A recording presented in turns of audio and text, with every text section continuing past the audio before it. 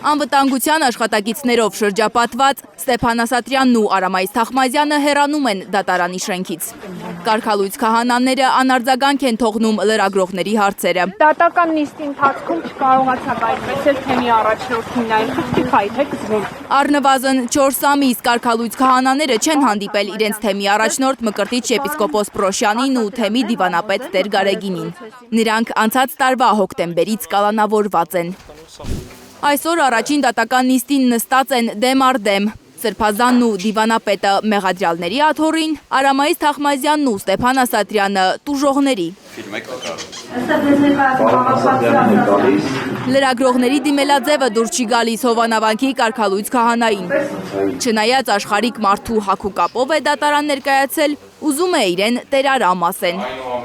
Մինչդեռ հենց ինքն է դատարանին ներկայանում Ստեփան Ասատրյան։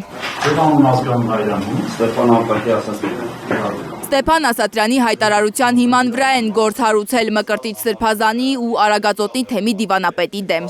Իբր չարաշահելով թեմակալի լիազորությունները, Մկրտիչ եպիսկոպոսը ստիպել է երբեմնի Տերարամին և Տեր Թադեին, որ 2021 թվականին իրենց ձայնը չտան Նիկոլ Փաշինյանի գլխավորած թիմին։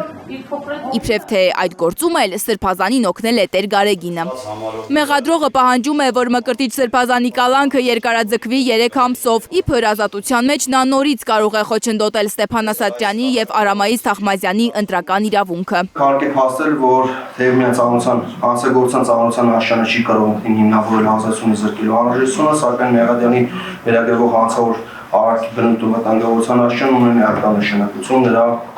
հետագա վարքագծի հավանականությունը կանխորոշելու հարցում։ Տուժողի աթոռին նստածների նկատմամբ վարչական ռեսուրս չի կարող կիրառել Մկրտիչ Սրբազանը։ Արագածոտնի թեմում էլ չկան Տեր Արամ և Տեր Թադե քահանաներ, հակադարձում են Սրբազանի փաստաբանները։ Միևնույն ժամանակ նկատում են աշխարհիկ Ստեփան Ասատրյանն է կարգ խախտում, զավթել է Հովանավանքը, որտեղ կեղծ պատարակներ ու ծեսեր է անում։ Իրենք չեն ընդունում ամենայն հաս կաթողիկոսի գրազորությունը։ Եթե նման կեցվածքում է, պատասխան դառնալ։ Ինչ է իրենց փոխելու Մկրտիչ Սրբազանի որպես թեմի առաջնորդի լիազորությունների իրականացում։ Ոչինչ չի փոխելու, որտեղ իրենք չեն ընդունում։ Փաստացի ապօրինի վարքագիծը դրսևորել իրենք եւ դրսևորում։ Իրենք զավթել են հայ առաքելական սուրբ եկեղեցու սեփականության իրանքով պատկանող երկու եկեղեցական տարածք։ Եկեղեցու կամքին հակառակ։ Սա ուրիշ հարց է, քրեական պատասխանատվության հարցեր է բարձրանալու ապօրինի գույքը օգտագործելով վնաս պատճառը։ Սա առանձին հարց է լինելու, իրենք դա ուրիշ հարց է։ Իրենք դրամարել են պատասխանատու։ Արա Զոհրաբյանի այս հայտարարությունը սպառնալիք է համարում նախկին Տեր Արամը։ Նա պնդում է, որ իրեն կարգալույց անելը պաշտոնի չարաշահում է։ Սպառնալիք ենք տեսնում։ Հետո չհասկացանք, թե մայրաթորի ագրավները ինչ կապ ունեին, այստեղ էլ շատ էմոցիաներ տեսանք, որը խանգարում էր իր աշխատանքին։